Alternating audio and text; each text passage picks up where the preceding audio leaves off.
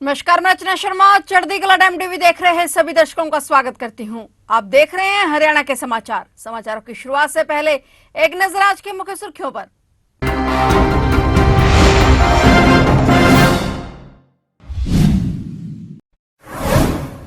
हरियाणा में कांग्रेस कैंडिडेट को झटका। हाईकोर्ट ने भगोड़ा केस में याचिका की खारिज। सरेंडर नहीं किया तो गिरफ्तार होंगे बुद्धि राजा। कांग्रेस प्रत्याशी दिव्यांशु बुद्धि राजा को झटका।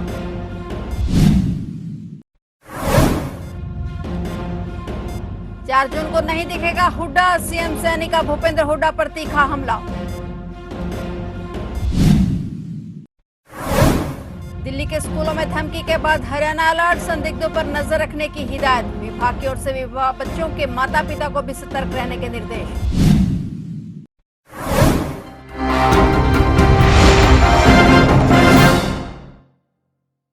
और अब समाचार विस्तार से। करनाल लोकसभा सीट से कांग्रेस उम्मीदवार और हरियाणा युवा कांग्रेस के अध्यक्ष दिव्यांशु बुद्धि राजा को हाईकोर्ट से राहत नहीं मिल पाई है। पंजाब एवं हरियाणा हाईकोर्ट ने बुद्धि राजा की याचिका पर सुनवाई करते हुए याचिका को खारिज कर दिया है। याचिका में बुद्धि राजा ने पंचकुला में दर्ज एफआईआर और उसे भगोड़ा घोषित करने के पंचकुला कोर्ट के आदेश को रद्द करने की मांग की थी। पंचकुला अदालत ने नियमों का पालन न करते हुए बुद्धि राजा को भगोड़ा घोषित किया है। याचिका के अनुसार उसे वर्ष 2018 में हरियाणा में मुख्यमंत्री मनोहर लाल के खिलाफ बेरोजगारी को लेकर फ्लैक्स बोर्ड लगाने पर दर्ज केस में भगोड़ा घोषित किया गया था। बुद्धि राजा के खिलाफ न्यायालय के आदेश पर 3 जनवरी 2024 को पंचकुला सेक्टर 14 के पुलिस थाना में धारा 174 के तहत मामला दर्ज किया गया। दरअसल बुद्धि राजा के खिलाफ सार्वजनिक संपत्ति को नुकसान की पुलिस में शिकायत दर्ज थी और इस मामले में न्यायालय में सुनवाई थी और सुनवाई के दौरान वह पेश नहीं हुए थे। बुद्धि राजा अभी तक भगोड़ा ही है। पुलिस के रिकॉर्ड में अभी तक लापता रिपोर्ट सबमिट है।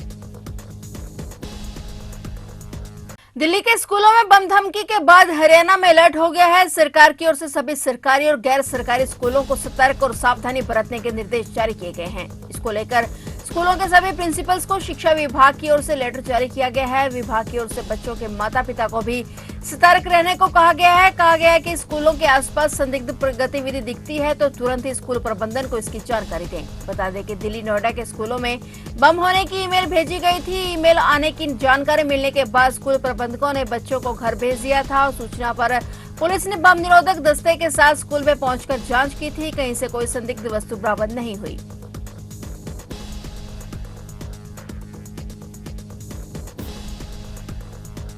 सीएम नायब सैनी ने कहा कि 10 की 10 लोकसभा सीटों पर भाजपा अब जीतेगी। उन्होंने कहा कि वो और पूर्व सीएम मनोहर लाल 6 मई को नामांकन भरेंगे। मुख्यमंत्री नायब सिंह सैनी काचवा रोड स्थित सूर्य मंदिर के 22वें स्थापना दिवस के अवसर पर आयोजित समारोह में शिरकत करने के लिए पहुंचे थे। मुख्यमंत्री ने पहले सूर्य भगवान के मंदिर में पहुंचकर पूजा अर्चना की और झंडा फहराया। इस दौरान मुख्यमंत्री नायब सैनी ने कांग्रेस पर जमकर निशाना साधा।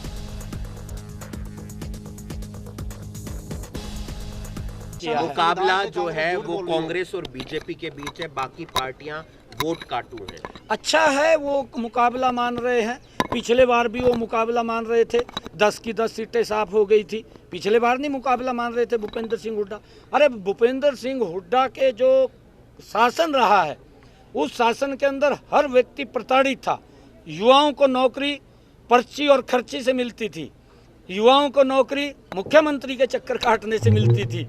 युवाओं को नौकरी मंत्रियों के चक्कर काटने से मिलती थी। आज नौकरी बिना पर्ची बिना खर्ची के मिल रही है। ये अंतर उनकी सरकार का हमारी सरकार का है। वो तो खाली घोषणाएं करते थे और ये बात बोलते थे कि हम 24 घंटे बिजली देंगे। भूपेंद्र सिंह हुड्डा को पूछना चाहिए, कह रहे आपने तो रैली की थी, रैली के अंदर घोषणा की थी कि हम 24 घंटे बिजली देंगे, क्यों नहीं दे पाए?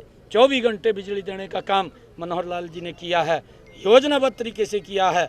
मेरा गांव जगमग गांव बना करके आज 24 घंटे बिजली देने का काम। तो पोर्टल हटा देंगे हम लोग। जब इस प्रकार की बात पोर्टल की करते हैं तो कांग्रेस के जो नेता हैं उनके मुंह से भ्रष्टाचार की बू नजर आती है कि ये भ्रष्टाचार को जन्म देने की बात कर रहे हैं। क्योंकि आज लोगों को चाहे आयुष्मान कार्ड है चाहे बीपीएल कार्ड है उसका घर बैठे ही बन रहा है और ये सुविधा अगर किसी ने दी ये हमारी सरकार ने दी है। उनको कहीं चक्कर काटने की जरूरत नहीं है। हरियाणा के नारनौल पहुंचे पूर्व डिप्टी सीएम दुष्यंत चौटाला ने कहा कि वे भ्रष्टाचार के आरोपों की जांच का सामना करने के लिए तैयार हैं। उनके खिलाफ अगर कोई भ्रष्टाचार की जांच करवाना चाहता है तो बेशक करवा ले। वहीं उन्होंने कहा कि उन्होंने कोई घोटाला नहीं किया बल्कि घोटाला करने वालों की जांच करवाई है। दुष्यंत चौटाला आज जननायक जनता पार्टी के प्रत्याशी राव बहादुर का नामांकन करवाने नारनौल पहुंचे थे। इस दौरान विरोधी पार्टियों पर उन्होंने निशाना साधा।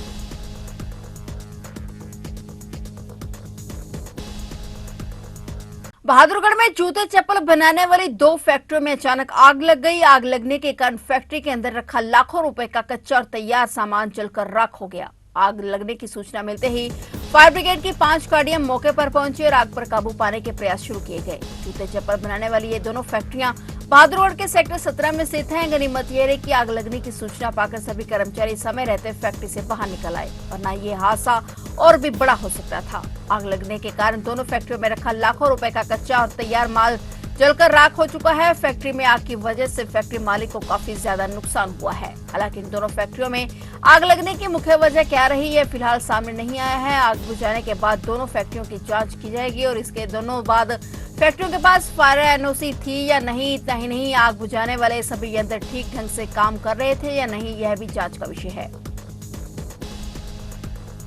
अंबाला के हमीदपुर गांव में 4ठी कक्षा के छात्र के एक व्यक्ति द्वारा थप्पड़ डंडे से पिटाई करने के बाद रस्सी से बांधने का मामला सामने आया है। घायल बच्चे के पिता ने बताया कि आरोपी बेटे योगेश के दोस्त का पिता है और मारने का कसूर केवल इतना है कि बेटा दोस्त के घर खेलने गया था। यह पूरी वारदात आरोपी के पड़ोसी के सीसीटीवी फुटेज में कैद हो गई। मुरैना थाना पुलिस ने आरोपी नरेश के खिलाफ बाल अधिनियम सहित विभिन्न धाराओं के तहत मामला दर्ज कर जांच शुरू कर दी है। बेरहमी से पीटते हुए आरोपी नरेश ने पहले तो थप्पड़ जड़ दिया और लात और चप्पल से पिटाई करने के बाद भी रस्सी से बांधकर डंडों से मारा। शिकायतकर्ता का आरोप है कि आरोपी पर पहले भी हत्या का मामला दर्ज हुआ था। वहीं थाना प्रभारी का कहना है कि मामले की गहनता से जांच की जा रही है। जल्द ही आरोपी को काबू कर लिया जाएगा।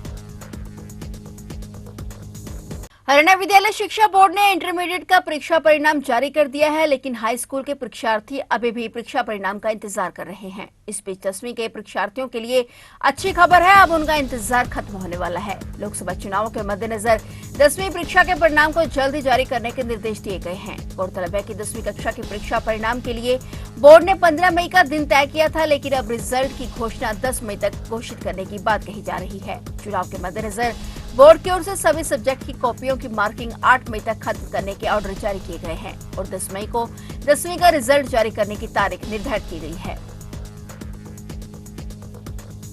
फरीदाबाद की पृथला विधानसभा के गांव सहरला में दिल दहला देने वाला मामला सामने आया है, जहां पत्नी को लेने आए पति ने अपने ही साले की चाकू से गोदकर निर्मम हत्या कर दी। साले की चाकू लगने के कारण मौत हो गई। पुलिस मृतक के शव को फरीदाबाद के सिविल अस्पताल लेकर पहुंची। पुलिस ने आरोपी के खिलाफ परिजनों के बयानों के आधार पर मामला दर्ज कर लिया है। फिलहाल आरोपी पुलिस की पकड़ से बाहर बताया जा रहा है। जल्द ही आरोपी को गिरफ्तार कर लिया जाएगा। उन्होंने बताया कि आरोपी जगदीश मूल रूप से मथुरा के पास का रहने वाला है और वह शराब और नशे का आदी है। इसके चलते उसकी पत्नी अपने मायके अपने भाई के पास रह रही थी। आरोपी ने अपने साले कुशल पाल से अपनी पत्नी को ले जाने की बात कही और इसी बात को लेकर दोनों में विवाद इतना बढ़ गया कि जगदीश ने चाकू से अपने साले की गर्दन पर वार कर दिए। इस दौरान उसकी मौत हो गई। फिलहाल परिजनों के बयान के आधार पर पुलिस ने मामला दर्ज कर आगे की कार्रवाई शुरू कर दी है। हरियाणा में लोकसभा चुनावों को अब ज्यादा समय नहीं रहा। ऐसे में प्रदेश में नामांकन भरने का सिलसिला भी शुरू हो गया है। वहीं ग्रामीण और किसानों का विरोध लगातार देखने को मिल रहा है। हिसार लोकसभा से जेजेपी उम्मीदवार नैना चौटाला उचाना के तारखा गांव पहुंची थी। वहां उनका जोरदार विरोध हुआ, जबकि उनके खिलाफ नारेबाजी भी की गई। बता दें कि नैना चौटाला ने उचाना हल्के से अपने जनसंपर्क अभियान की शुरुआत हल्के के डूमरखा खुर्द गांव से की थी। यहां पहुंचने पर कई जगह पर महिलाओं ने उनका गीत गाकर फूल मालाओं से स्वागत किया था। यहां पर महिलाओं से गले मिलकर तो बुजुर्गों के पांव छूकर उन्होंने आशीर्वाद लिया। वहीं कई जगह उनका भारी विरोध देखने को मिला। तो ये थे हरियाणा के समाचार। और नए समाचारों के साथ फिर से हाजिर होंगे। तब तक के लिए देखते रहिए चढ़ती कला टाइम टीवी।